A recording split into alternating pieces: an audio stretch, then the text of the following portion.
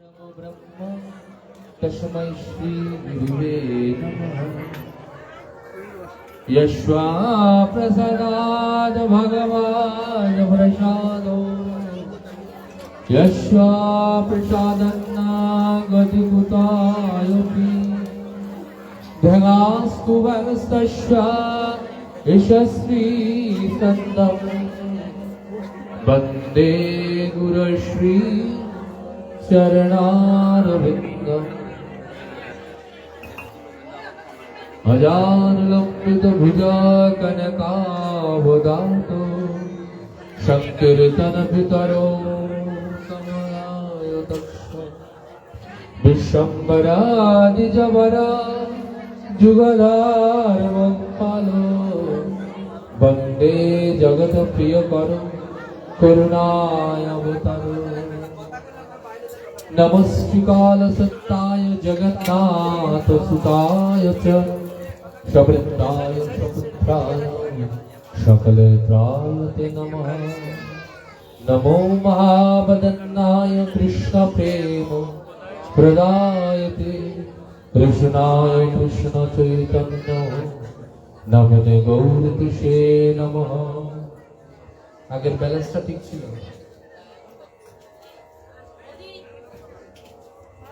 हा कृष्णा करुणा सिन्धो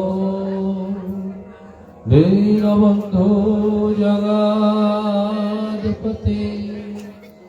गोपेश गोपिका कान्त श्रीराधाकान्त नमोस्तुते। तप्त काञ्चन गौराङ्गी राधे वृन्दावनेश्वरी वृषभानुसुतं देवी तव नमामि हरिप्रिये। श्री वृषभानुकुमारी के पगबंद करजो जिन परसन के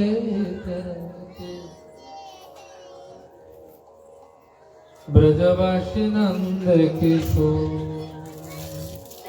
वंदे राधा पद कमले अमल सकल सुखदा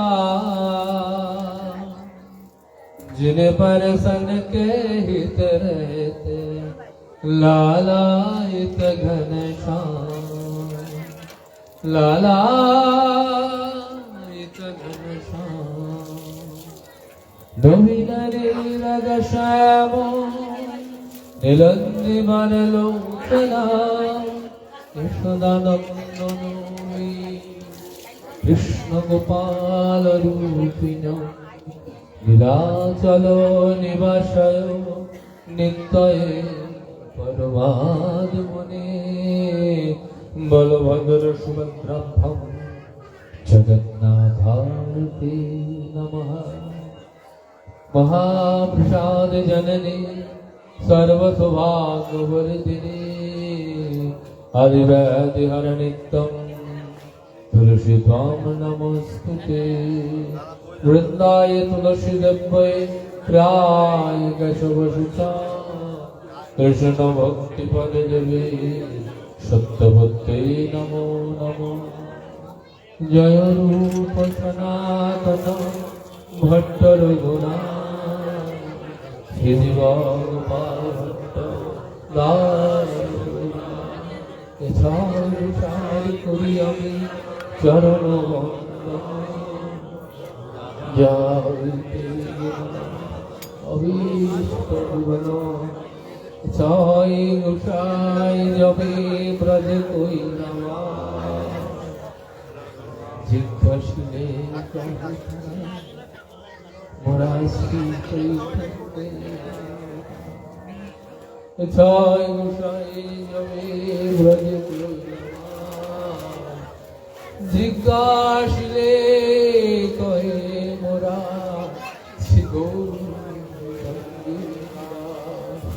वंशा कल्पतरुश्च कृपा सिन्धुभ्यो पतितानां বৃন্দাবনভ্যো বৈষ্ণবেভ্যো ভক্তিগণভ্যয়ে নমো নমো, পিতৃগণভ্যয়ে নমো নমো, দেবগণভ্যয়ে নমো নমো, ভক্তগণভ্যয়ে নমো নমো। নারায়ণম নমস্কৃত্যং নরং চৈব নরোত্তমং দেবী সরস্বতী সত্যপূজয়ামুরে মুগামুগরদিবাচলম বঙ্গমলাং বৈদিরে यत् कृपातमहं वन्दे परमानन्द माधवं श्रीगौराङ्ग नित्यानन्द श्री अद्वैत चन्द्र गदाधर श्री कृष्ण चैतन्य प्रभु नित्यानन्द हरे कृष्ण राम हरे कृष्ण कृष्ण कृष्ण हरे हरे हरे राम राम राम हरे हरे। जय जय श्री राधे श्याम निताई हरे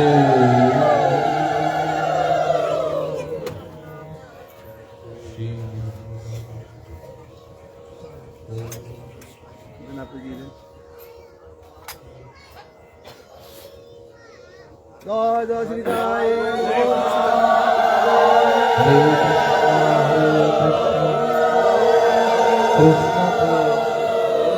हरे हरे राम जय जय बिंदे महारानी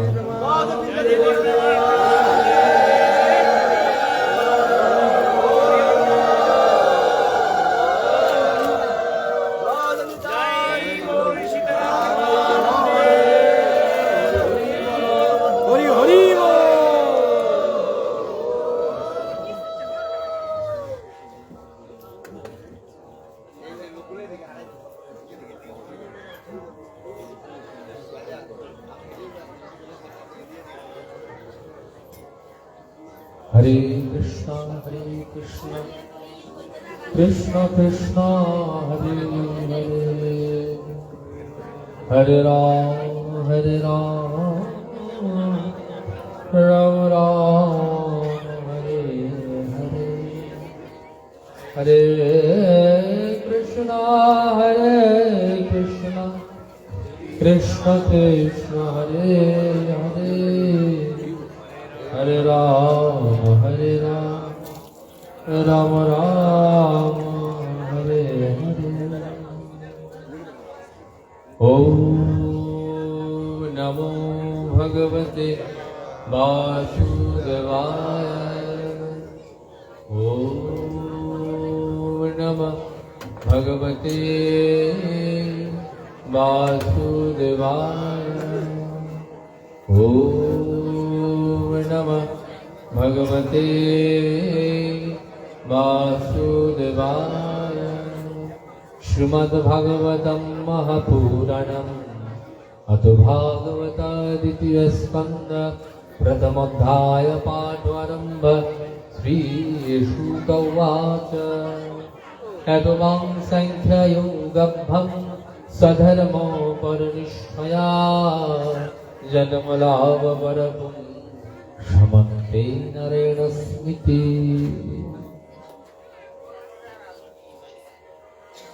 जय निताय जय गुरु।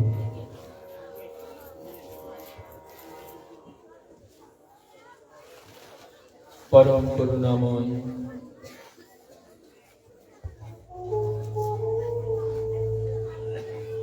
मंगलमय कलिजुग पावन अवतार যিনি সমস্ত অবতারের সারু শিরোমণি শৃঙ্গার সুরাজ সর্বজন বিভজন প্রয়োজন অবতার প্রেম পুরুষোত্তম শ্রীকৃষ্ণ চৈতন্য মহাপ্রভু অশেষ কম্পায় আজকে সদ্গুরু ভগবান ও আগত ভাগবত প্রেমী গৌর ভক্ত প্রেমী শ্রদ্ধালু ভক্তবৃন্দের মঙ্গলময় সান্নিধ্যে আমরা সকলে উপনীত হয়েছি সেই পরম করুণা বরুণালয় পীতম্বরধারী ভক্তবাঞ্ছিত কল্পতরু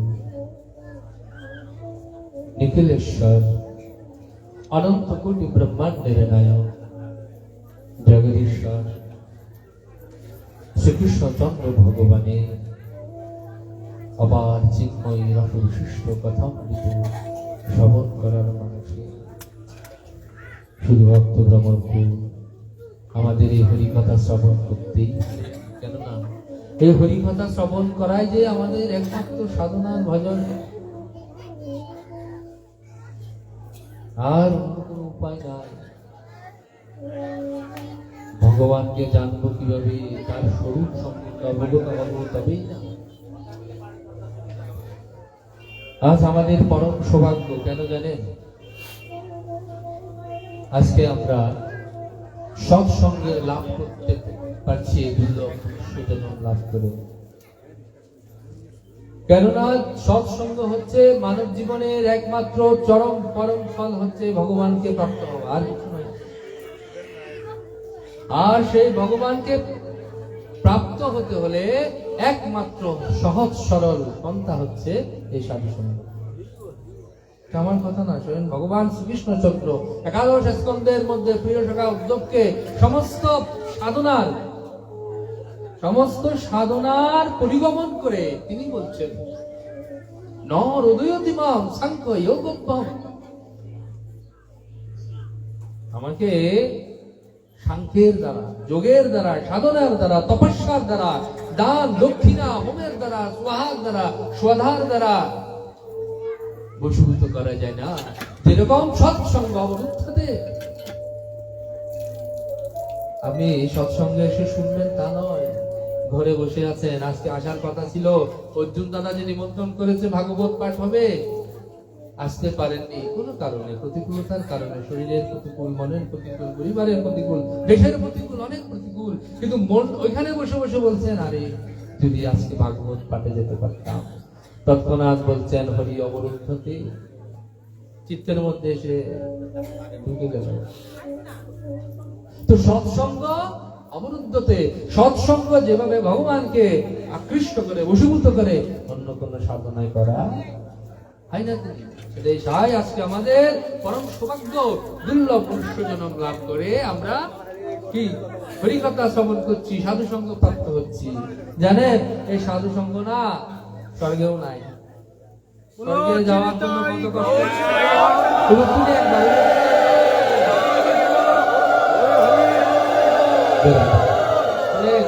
বাঁশি বারো টাইমে টাইমে বাজলে ভালো, বেটামে বারবার বাজলে ভালো লাগে না।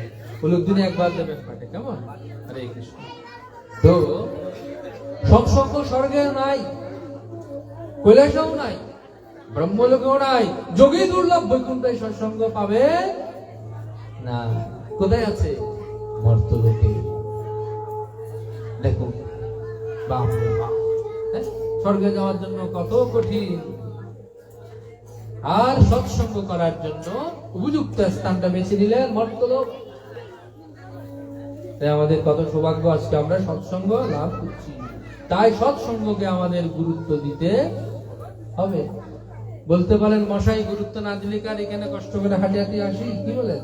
হ্যাঁ, এসেছেন, সেজন্য অনেক ধন্যবাদ। অর্জুনদার পক্ষ থেকে আমি কৃতজ্ঞতা প্রকাশ করছি। আপনারা আজকে আপনাদের পাবন চরণ ধুলা দিয়ে আমাদেরকে পবিত্র করতে এসেছেন, সেটা আমাদের কত সৌভাগ্য। কিন্তু একটা অনুরোধ আপনাদের শ্রী চরণে, আপনারা দেহ নিয়ে এসেছেন, মনটা কি এখানে আছে নাকি অন্য অন্য বিষয় কারণে হচ্ছে? যদি আপনার মনটা অন্যান্য বিষয় কারণে ঘুরে থাকে, এখনই তাকে এখানে রোধ করে দিন।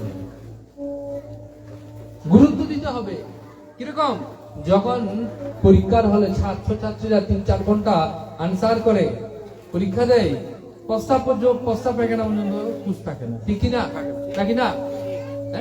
অন্য কোনো সাবজেক্ট আসে, ঘন্টা বেজে গেছে, মাস্টার মাসে খাতা টানে, ছাত্র টানে, আরেকটু।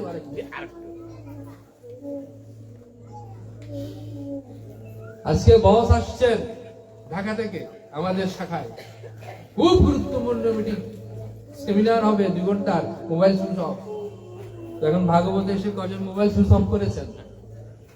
আপনারা অনেক অনেক মহান মহান ভাগবত রত্ন, ভাগবত জ্ঞান সাগরদের অমৃত কথা আমাদের শুনেছেন, কিন্তু আমার মতো একটু ভেজাল টাইপের কথা ভাগবত পাঠক কম পাবেন। আমার এখানে আসলে প্রথমে আপনাদের কিছু জব করবেন, আর সব সময় আমাদের একটা খুব গুণ আছে, আমরা ঘরে ঘুমাইতে পারি না, ভাগবত আসলে ভাগবত প্রভু এমন অ্যান্টিবায়োটিক দিয়ে ঘুমের ওষুধ দিয়ে দেয়, 5 মিনিটে ঘুম আসে।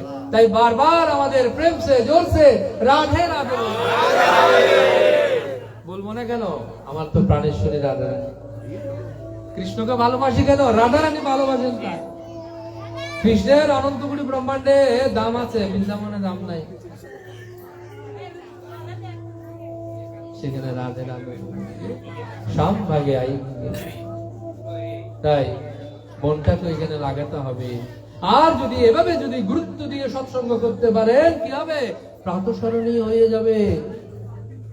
প্রাতঃস্মরণীয় তো বুঝেন সবসময় কাল ধরে যুগ ধরে আপনাদের স্মরণ করবে। আজকে আমরা একটু করে স্মরণ করছি সেই ত্রেতা যুগের মিথিলাস নরেশ মর্যাদা পুরুষোত্তম ভগবান শ্রী রামচন্দ্রের শ্বশুর মশাই। কে? ভগবানের শ্বশুর কে? রামচন্দ্র ভগবানের। ও হ্যাঁ হ্যাঁ, জনক রাজা, আমার মনে পড়ছে, ধন্যবাদ আপনাদের, মনে রাখতে পারে। জনক রাজা মহারাজ গৃহস্থ ছিলেন, খুব ধ্যান দিতে হবে। এসেছেন না কষ্ট করে, তাহলে কিছু তো বুঝতে হবে, জানতে হবে। আরে এতবার জয় রাধে। তো হরে কৃষ্ণ, আমরা 1:30টায় শুরু করেছি, কিন্তু অর্জুন দা বুঝছেন তো। যা বলছিলাম, জনক রাজা গৃহস্থ ছিলেন, রাজা হওয়া সত্ত্বেও বিতরাগ মহারাজ পরম্পর একদম। আপনারা এখানে যারা আসছেন, ব্রহ্মচারী কে কে আছেন? হাত তুলেন। আমি তাহলে মনে হয় সবাই গৃহস্থ। তাহলে গৃহস্থাশ্রমে থাকা অবস্থায় কিভাবে তিনি বৈরাগ্য করছেন সেটাই বলছি। ভালো হবে না আপনাদের জন্য? কাজে লাগবে না? আমরা তো অজুহাতের বন্যা বসাই। ডাক্তারের কাছে গেলে এত অজুহাত নাই, যা বলে তাই। সাধু বললে নিরামিষ খান, না না না, কিভাবে? ডাক্তার বললে খোলসটার বাড়ি খেতে খবরদার, চর্বি টর্বি কমা, ঠিক আছে। আর সাধু বললে আপনি বারবার নিরামিষ খান, এই শুকে যাবো, এই করে যাই রাতে। কিন্তু সাধু বললে মানি না, ডাক্তার বললে মানি। তাই জনক রাজা কিভাবে তিনি বিতরাগ মহারাজ ছিলেন। উনার ওই বৈরাগ্যের কথা শুনে এক সন্ন্যাসী সাধু এসছেন ওনার কাছে, বলছে মহারাজ, আপনি রাজা হওয়া সত্ত্বেও এত কর্মব্যস্ততার মধ্যে আপনার এত বিতরাগ মহারাজ বৈরাগ্য কিভাবে? কৃপা করে যদি আমাকে একটু জ্ঞান দিতেন, উপদেশ দিতেন। দেখেন, গৃহস্থের কাছে আসছে কে? ত্যাগী সাধু। কি শিক্ষা নিতে? বৈরাগ্য শিক্ষা নিতে। সেটা ত্রেতা যুগে। আর এখন কি যুগ? তার উল্টা। সাধুরা গৃহস্থ, গৃহস্থরা ত্যাগী, ঠিক না? কৃষ্ণ কথা অনন্ত, সময় কম, চটচট করে যায়। হ্যাঁ, অ্যালার্ট না হলে বুঝতে পারবেন না। স্পেশাল কোন যখন ডক্টর কোন প্রফেসর লেকচার দেয়, তখন স্টুডেন্টরা খুব অ্যালার্ট, কারণ উনি চপ চপ চপ বলে দেবে, স্কোপ করতে হবে। তাই আপনারা একটু মেরুদণ্ড টেরুদণ্ড সোজা করে বসুন, না হলে ভুল বোঝায়। কলি মহারাজকে প্রবেশ করতে দেবেন না। আজকে এই স্থানে আমার নতুন আগমন, কিন্তু সময় নাই। আমি যেখানে যেখানে নতুন স্থানে যাই, পাঠের আগে উত্তম শ্রোতার কিছু বর্ণনা করে দিই, যাতে ওনারা ঠিকঠাক হয়ে আস্বাদন করে কিছু নিয়ে যেতে পারে। আমরা তো বলছেন মহারাজ, জনককে বলছেন মহারাজ ঠিক আছে বসুন, আমি আপনাকে সৎসঙ্গ করাবো। কোথায় করাচ্ছেন? একেবারে অন্দর মহলে সৎসঙ্গ চলছে। সৎসঙ্গ চলতে চলতে হঠাৎ এক শাবক এসে বলছেন, মহারাজ মহারাজ সর্বনাশ হয়ে গিয়েছে। কি সর্বনাশ? নগরে আগুন লেগে গিয়েছে। কাকে বলছে? জনক রাজাকে। এখানে যারা ব্যবসায়ী, সাধারণত ব্যবসায়ী এখানে আসছে, সৎসঙ্গ এসে যদি বলে আরে দোকানে আগুন লাগছে, কি করবে? না, এগুলো আমাদের শিখে নিতে হবে। মহাজনগত অপরাধ নেবেন না, আমাদের শিক্ষা নিতে হবে। আপনারা আমাদেরকে বেশাসনে কেন বসাচ্ছেন? আপনাদের অধিকার দিয়েছেন আমাদের, কৃপা করে উপস্থাপন করতে হবে। নিজে প্র্যাকটিক্যালি ইউজ করতে হবে, জেনারেশন বাই জেনারেশন কাজকে শিক্ষা দিতে হবে, তবে না সনাতন ধর্ম চালু করতে হবে। আজকে শুক্রবার বাবা জায়নামাজ নিয়ে টুপি দিয়ে চলে যাচ্ছে, পোলাকে নিয়ে যাচ্ছে জায়নামাজ পড়াই। ওই পোলাটা যেদিন বাবা হবে শিক্ষা দেবে না? আপনি মন্দিরে ভাগবত আসছেন, দুটি করে তিলক করে জপমালা নিয়ে আসেন, আপনার ছেলেকেও তিলক করে জপমালা নিয়ে আসেন, ও যখন বাবা হবে ওর ছেলেকে এই কালচারটা দেবে। না দিলে কালচার হবে না, আনকালচারাল হয়ে যাবে। রাধে রাধে। তাই জনক রাজা মহারাজ তখন বলছেন, ও নগরে আগুন লেগেছে, ঠিক আছে তোমরা ওই আগুনটা নিভাও, আমি সৎসঙ্গ করতে উঠতে পারবো না, তোমরা গিয়ে কিছু ব্যবস্থা করো। চলে গেল, আবার সৎসঙ্গ হচ্ছে, সৎসঙ্গ হতে হতে আবার আসছে সেবক, এসে বলছেন মহারাজ মহারাজ কি হয়েছে? বলছে আগুন নগর ভেদ করে কি আপনার রাজবাড়িতে প্রবেশ করে ফেলেছে। জনক রাজা বলছেন বারবার আমাকে বিক্ষেপ করছে কেন? আগুন লেগেছে, কি হয়েছে? যাও আগুন তোমরা নিভাও, আমি সৎসঙ্গ করতে উঠতে পারবো না। সৎসঙ্গ চলছে তার সাথে একজন মাত্র সাধু, এত শ্রোতা না, ঠিক আছে না? একজন পুরো যথেষ্ট, যদি সে মনোযোগী হয়, যদি সে অনুরাগী হয়। জ্ঞানজামে হলে তো হবে না, নিজের কুমটাও নষ্ট হয়ে যাবে, ঠিক না? তখন কি হলো, আবার সৎসঙ্গ চলছে, আবার ছুটতে ছুটতে সেবক এসে বলছে মহারাজ মহারাজ, বলছে কি হয়েছে? বলছে মহারাজ আগুন রাজপ্রাসাদ ভেদ করে আপনার কক্ষে প্রবেশ করে ফেলেছে। তখন জনক রাজা বলছে আরে আগুন লেগেছে, বারবার এসে আমাকে বিক্ষেপ করছে কেন? আমি সৎসঙ্গ করছি, দেখছো না আমি উঠতে পারবো না, তোমরা গিয়ে কিছু ব্যবস্থা করো, বারবার শুধু আগুন লেগেছে বলছো। আরে জীবনে তো সবসময় আগুন লেগেই আছে, জীবনে এক একটা ঘটনা এক একটা আগুন, জীবনের আগুন নিভাবো না নগরের আগুন নিভাবো? আমি সৎসঙ্গ করছি, আমি উঠতে পারবো না, তোমরা কিছু ব্যবস্থা করো। তো জনক রাজা তো উঠলেন না, ঘটনা বলছি, কোন কবি সাহিত্যের কোন ঘটনা, কাল্পনিক ঘটনা বানানো কবিতা পদ্য নয়, ঘটনা বলছি। জনক রাজা তো উঠলেন না, ওই সাধুটা দাঁড়িয়ে গেলেন। জনক রাজা বলছে কি ব্যাপার মহারাজ, আপনি উঠে গেলেন কেন? বলছে মহারাজ এই আগুন লাগতে লাগতে আপনার তো কক্ষের মধ্যে প্রবেশ করেছে, ওই কক্ষের মধ্যে আমার লেঙ্গুটি শুকাতে দিয়েছি, কি জানি ওটা যদি কপিলটা যদি। জনক রাজা বলছেন মহারাজ আপনাকে ধন্যবাদ, যান আপনি আপনার লেঙ্গুটি সামাললেন। আমি আমার নগরে আগুন লেগেছে, কক্ষে আগুন লেগেছে, রাজপ্রাসাদে আগুন লেগেছে, কিন্তু আমি সৎসঙ্গে ছেড়ে উঠছি না, আর আপনি সামান্য কবিনের লেঙ্গুটির এক টুকরা কাপড়ের মোহ আপনি ত্যাগ করতে পারলেন না, দাদা আর কি সৎসঙ্গ হবে? আপনারা সৎসঙ্গে এসেছেন, কতটুকু গুরুত্ব নিয়ে আছেন আপনারা বিচার করুন। আমি বলে কেন শত্রু হতে যাব? যদি কারো মনে যদি বিন্দু মাত্র কষ্ট লেগে যায়, আমার ভজন থাকতে পারে যাবে।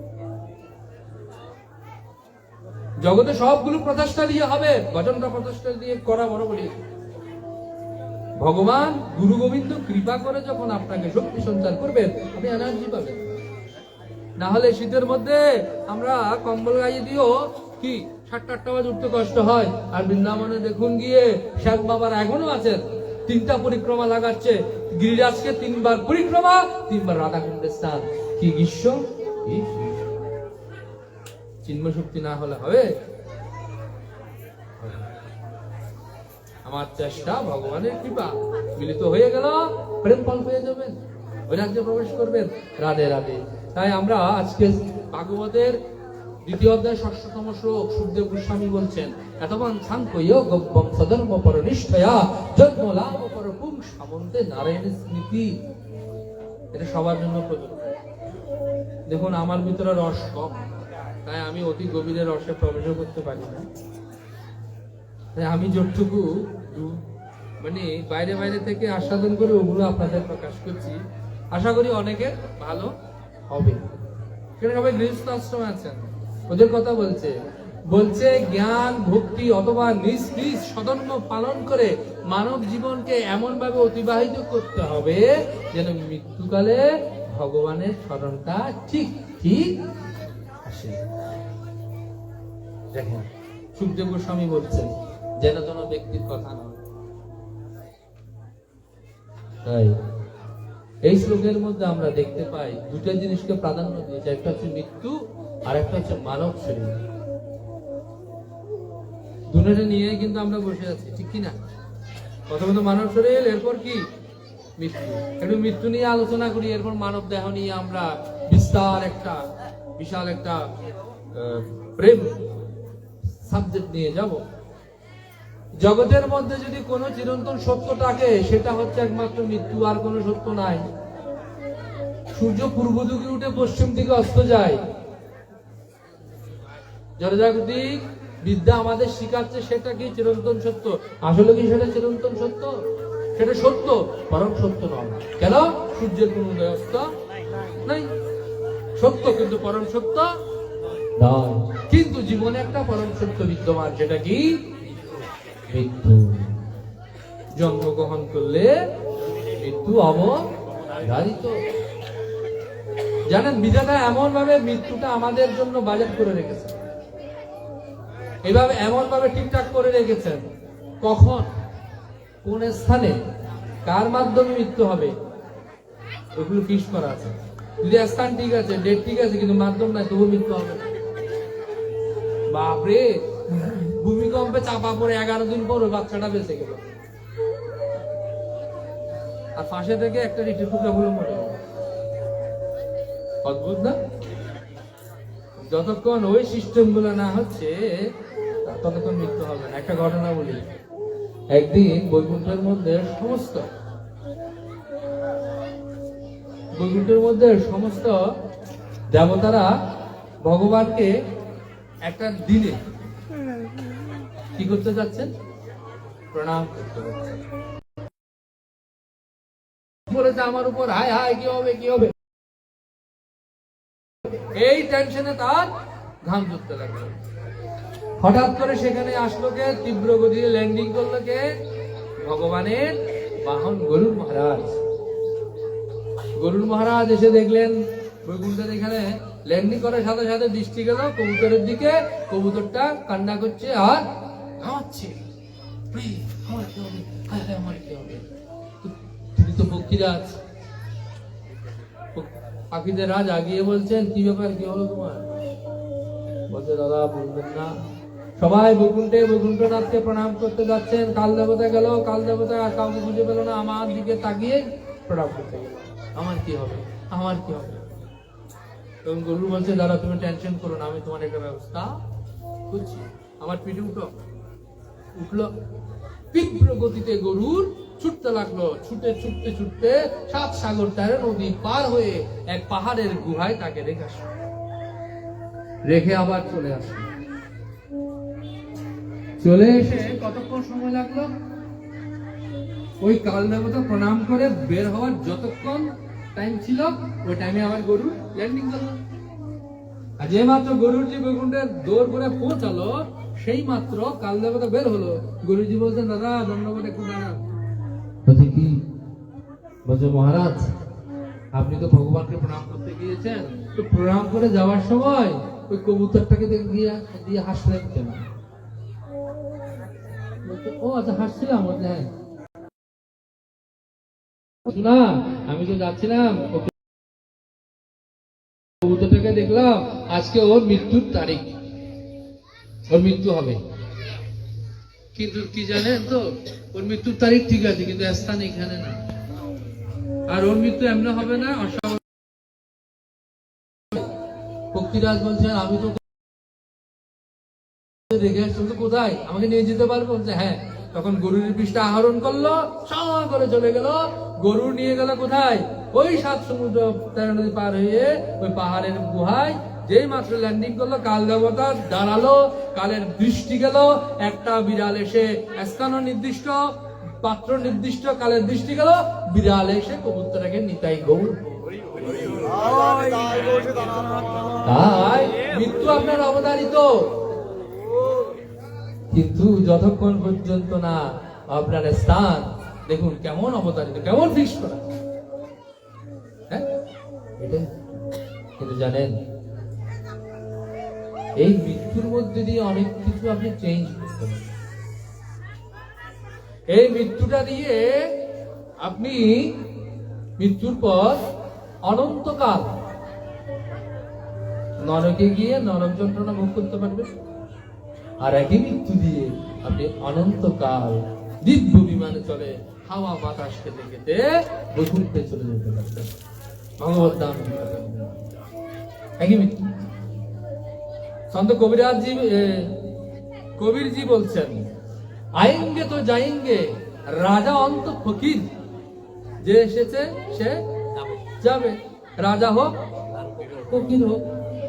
आएंगे तो जाएंगे राजम तो फकीर, कोई सिंहासन में बैठ चले कोई तो जी। কেউ সিংহাসনে বসে চলে যাচ্ছে, আর কেউ ওই যমরাজদের গুতা টুতা খায়, যমদূতের গুতা টুতা খায়, হু করে আবার নরকে চলে যাচ্ছে। তাই মৃত্যুর মধ্যে দিয়ে কারা যাচ্ছে? ভগবত ধাম। আর কারা যাচ্ছে কোথায়? নরকে। নিশ্চয় জানা আছে, কারণ কি আমি একটু বলবো, হেল্প করবো জানার জন্য। বলবো? শুনেন, আমি বলছি না, শাস্ত্র বলছে, ভাগবত বলছে। যারা ভগবানকে ভজন সাধন করেন না, সেবা টেবা করেন না, জব ধ্যান করেন না, জব একটু একটু করেন, নিজের মতো করে করেন, ব্যবসা খারাপ চলতেছে, দেখি একটু জব মালার কানে প্রভু দেখো আমি জব করি, আমার ব্যবসাটা একটু ঠিক করে, ছেলের চাকরি হচ্ছে না, প্রভু দেখুন আমি তোমার ভজন করছি, কলিকালে নাম সংকীর্তন, আর কিছু নেই, আমি জব করছি, কেন আমার ছেলেটার একটা সরকারি চাকরি দেখতো, তাহলে তো ভালো। এভাবে আমরা ভজন করি না যে তা না, করেন, সমস্যা নাই। কিন্তু যারা ভগবানকে বাদ দিয়ে নিজের ইন্দ্রিয় তৃপ্তি ভোগ ভালোবাসা নিয়ে ব্যস্ত, দেখেন আমাদের সবচেয়ে বড় কঠিন পাহাড়ের মতো লাগে। আমরা এত সূক্ষ্ম ভারী ভারী কাজ করে ফেলি। যারা বিজ্ঞানীরা ওরা সূক্ষ্ম কাজগুলি করছে, যারা দিনমজুর ওরা কায়িক শ্রম দিয়ে কাজ করছে না? কত পরিশ্রম, কত কঠিন। কিন্তু ওগুলা এত কঠিন নয়, শুধু ওই হাত দিয়ে মালাটা দিয়ে একটু হরে কৃষ্ণ যে বলবে, জপ করবে 5-10 মিনিট, 1 মালা 2 মালা 4 মালা, ওইটাই সবচেয়ে কঠিন। সময় পাই না, বাপরে বাপ, জপ মালা বাপরে, এটা অনেক শুদ্ধ করে করতে হয়, আমি তো মিথ্যা বলি, আমি তো এই করি সেই করি, কত এরকম যারা করেন, ভগবান কিন্তু এদের ডিস্টার্ব করে না, করে? দেখেছেন কি কোন অসুরকে, কোন নাস্তিককে, কোন বিষয়ীকে ভগবান এসে বলছেন, এ সূর্যদেব কালকে থেকে নাস্তিককে তুই সূর্যের আলো দিবি না? ধনলক্ষ্মী ওদের এই ঘুরি, ঠিক না? আর ভগবানের ভক্তদের দেখেন যারা প্রেমময়ী, এমন আপনাকে কৃপা করবে, আপনার যা আছে সেটা সর্বস্ব করে ডাইরেক্ট আপনাকে বৃন্দাবনে ট্রান্সফার করে দেবে, যা তুই বৃন্দাবনে ভিক্ষা করে খা। ব্রজের দুলায় গড়াগড়ি দিয়ে হারা দে বলে ব্রজবাসীর ঘরে গিয়ে মাধুকরী করে জীবন যাপন করছে। এখনো অনেক আছে, গেলে দেখতে পারবেন। নদিয়া ডিস্ট্রিক্টের 1 নম্বর শিল্পপতির ছেলে চৈতন্য দাস বাবা, নদিয়া জেলার উচ্চশিক্ষিত, উচ্চবিত্তশালী, কিন্তু উনি কি করবেন? আপনাকে সর্বস্ব সারিয়ে বৃন্দাবনে ভিখারি করে দেবে। আর ওনাকে না ডাকলে শান্তি, এসি রুমে ঘুমাবেন, মাস্টারের গাড়িতে চলবেন, 5-10 জন দাস দাসী থাকবে, কত আনন্দ, ডিস্টার্ব করবে না ভগবান আপনাকে। তো যারা এভাবে ভগবানকে বাদ দিয়ে ভোগ ভালোবাসায় লিপ্ত, ভগবান বলছে আমি কিছু করব না, কিন্তু তোমাকে তো কালচক্র ছাড়বে না। কালের ক্রমান্বয়ে আমাদের যে 5-6টা স্টেজ ক্রমান্বয়ে হয় মানব জীবনে, জানেন তো? 6টা স্টেজ: জন্ম হয়, বৃদ্ধি হয়, স্থিতি হয়, সন্তান সন্ততি হয়, বার্ধক্য আসে, এক সময় এগুলো ছাড়বে আপনাকে। এই বাবার এখন কালো চুল আছে, যতই কলপ করেন, কিন্তু এগুলো কিন্তু ভগবানের আপনাকে কি দিচ্ছে? সংকেত দিচ্ছে। যেরকম সরকার কাউকে উঠিয়ে নেওয়ার আগে নোটিশ দেয় না, 1টা 2টা 3টা, আমি এখান থেকে উঠাতে হবে, ভগবানের নোটিশ দিচ্ছে। প্রথমে ফুলটা সাদা করে দেবে, একটা নোটিশ, ওইদিকে আমাদের খেয়াল নাই, আমি ডাইরেক্ট সেলুনে গিয়ে মানে কালো লাল লাগে, কিন্তু লাল লাগিয়ে বলি আমার এখন বৃদ্ধ হয় না, কিন্তু নোটিশ এসে গেছে। দ্বিতীয় নোটিশ, দাঁত পড়ে যাবে, এই আলগা দাঁত লাগিয়ে দেখো, আমার দাঁত আছে 32টা, দাঁত খুললে করে কিছু বুঝায় না। তৃতীয় নোটিশ, তোকে পাওয়ার কমে যাবে। কিন্তু ওই নোটিশ গুলাকে আমরা কেউ মানছি না। তাই ভগবান, যারা ভগবানকে রাখছে না, মৃত্যুর মধ্যে দিয়ে কিভাবে মৃত্যু হয় শুনুন। সাধারণ মানুষের মৃত্যুটা খুব ট্র্যাজেডি। পৃথিবীতে কিছু ট্র্যাজেডি থাকবে, সেটা হচ্ছে যে সাধারণ মানুষের মৃত্যু। আমরা আস্তে আস্তে প্রবেশ করছি ভিতরে। বলছে মৃত্যুকালে যারা ভগবান গোবিন্দের ভজন করেন না, ওদের মৃত্যুটা কিরকম জানেন?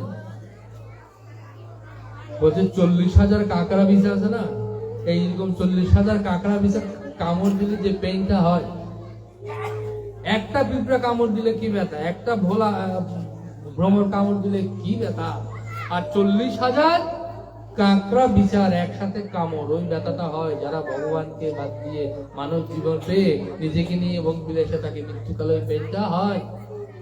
যখন আমার যন্ত্রণা হয়, কাকে সেটা শেয়ার করি? পরিবারের মানুষদের।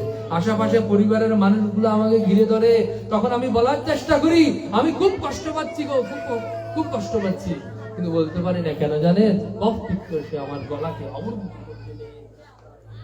তখন গড় গড় গড় গড় শব্দ হয়, বলতে পারে না। তখন আমি ভয়ে আমার চোখগুলা বড় বড় হয়ে যায়। কেন? ওই মৃত্যুদূত গুলা, কালো কালো ভয়ঙ্কর মৃত্যুদূত গুলা আমার আশেপাশে এসে গিয়েছে। এসে তারা কি করছে? সময় নয়, ওই আত্মাকে আমার দেহ থেকে জোর করে করে নিয়ে যাবে, নিয়ে যাবে। কি যন্ত্রণা রে বাপরে বাপ, বলতেও পারছে না, কিছু করতেও পারছে না। একবার এরকম যুবক বলে না, মৃত্যুর সাথে পাঞ্জা লড়ছে, বলে না মানুষ, এই অবস্থা হয়। হঠাৎ করে যখন যমদূতরা ছট করে আত্মাটাকে নিয়ে যেতে, সব লীলা শেষ, সব অহংকার শেষ, সব ঐশ্বর্যের অহংকার অভিমান সব শেষ।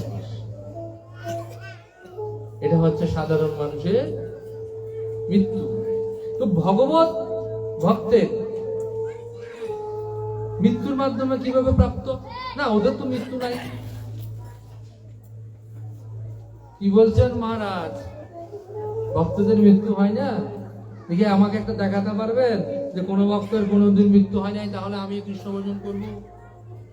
হ্যাঁ বটে, মৃত্যু অবধারিত, কিন্তু ভক্তের এই দেহ ত্যাগ করা আর সাধারণ মানুষের মৃত্যুবরণ করা অনেক আকাশ আর পাতালে ইয়ে করে যাবে। মৃত্যুর মধ্যে দিয়ে ওরা ভগবত ধাম চলে যাচ্ছে। দৃষ্টান্ত দিচ্ছেন মহাজনরা। তোমরা কি কোনদিন দেখেছো কোন বিড়ালকে ইঁদুর ধরতে, আক্রমণ করতে কি দেখেছো? দেখেছি। কিরকম? একটা বিড়াল যখন একটা ইঁদুরকে যখন দেখে, তখন সে কি করে? তীব্র গতিতে গিয়ে তাকে তার সেই তীক্ষ্ণ সুতাল দাঁত দিয়ে এমন কামড় দেয়। ইঁদুরটা কি করে? কি বলে? ওহ কি আরাম, আমার একটু কামড় দাও, ভালো লাগতেছে, বলে ইঁদুরটা। কি বলে? মরণ যন্ত্রণা সে চিৎকার করে। এক সময় চিৎকার করতে করতে সে তার মুখে প্রবেশ করে তার হাত হয়ে যায়। কিন্তু একই বিড়াল যখন সে বাচ্চা প্রসব করে, দেখে তার বাচ্চাগুলো, তার ছানাগুলা প্রতিকূল অবস্থায় আছে, প্রতিকূল পরিবেশ আছে, সে অনুকূল পরিবেশে নেবে। কিভাবে নেয়? ওই একই দাঁত দিয়ে, একই মুখ দিয়ে, কামড় দিয়ে নিয়ে যায়। বাচ্চারা কি তখন এই ইঁদুরের মতো ছটফট করে গো? না, সে আনন্দ করে। বাহ, আমার মা আজকে আমাদেরকে হয়তো খাওয়া খেতে নিয়ে যাচ্ছে, বিহার করার জন্য নিয়ে যাচ্ছে, আনন্দ করার জন্য নিয়ে যাচ্ছে। কি আনন্দ আজকে আকাশে বাতাসে। একই বিড়াল, একই দাঁত, একই মুখ দিয়ে ইঁদুরকে যখন কামড় দেয়, ইঁদুর মরণ যন্ত্রণায় ছটফট করতে থাকে। একই বিড়াল, একই দাঁত, একই মুখ দিয়ে যখন তার ছানাদের কামড় দেয়, সে আনন্দ উপভোগ করে, সে নিরাপদ স্থানে আছে উপভোগ করে। সেরকম মৃত্যুর মধ্যে দিয়ে ভগবান জনজাগতিক মানুষকে যখন মৃত্যু দেয়, মরণ যন্ত্রণায় ছটফট দেয়, কিন্তু ভগবতকে যখন ভগবান তার ভক্তদের, যখন তার বাচ্চাদের, তার আপন সন্তানদের, নিজজনদের যখন তিনি মৃত্যুর রূপে আসেন, তখন কি আর ভক্তরা কি কান্নাকাটি করে? না, ভক্তরা বলছে হে গৌর, হে গোবিন্দ, হে রাধে প্রভু এসেছ, আমি নিতাই গৌর বলে হা রাধে বলে আজকে আমি আনন্দ তোমার কাছে চলে যাচ্ছি। একবার যায় তার আর এখানে কি আসতে হয় গো? তাই যে এসেছে তাকে যেতে হবে, কিন্তু মৃত্যুর মধ্যে দিয়ে আমরা ভগবান প্রাপ্ত হতে পারবো। তো ভগবত প্রাপ্ত যদি হতে চান কি দরকার? মানব দেহ লাগবে, অন্য কোন দেহের মাধ্যমে আপনি পাবেন না। কেননা মানব দেহটাই এমন স্পেশাল ভাবে তৈরি যেটা ভজনের যোগ্য দেহ, অন্য কোনো দেহ দিয়ে নয়। তাই মানব জীবনের একমাত্র উদ্দেশ্য কি? আহার নিদ্রা ভয় মতন পশু পাখির জীবন নয়, একমাত্র উদ্দেশ্য হচ্ছে ভগবত ভজন করে গোবিন্দকে প্রাপ্ত হওয়া, আর কিছু না। জানেন, এই মনুষ্য দেহ লাভ করার জন্য দেবতারা পর্যন্ত ছটফট করে, আমার কখন ভারত ভূমিতে জন্ম হবে, আমি কখন ভারত ভূমিতে জন্মগ্রহণ করে মানব দেহ পেয়ে বৃন্দাবনে গিয়ে আমি একটু ভজন করব। ব্রহ্মা বলেছিল না, মানব দেহ চেয়েছিল, তাও হলো না ভারত ভূমিতে। চিরকুম্ভ হতে চেয়েছিল, তাও হলো না। সর্বশেষ বলছে আমাকে জড় পদার্থ বানিয়ে দাও প্রভু। কেন? প্রভু তোমার তো প্রিয় হতে পারবো না, আমার সে সাধ্য নাই, আমার সে শক্তি নাই তোমার মনকে জয় করা। তোমার আমি তোমাকে ভালোবাসি, কিন্তু তুমি কি আমাকে ভালোবাসি কিনা সেটা তো ব্যাপার হয়েছে আমি পারবো না।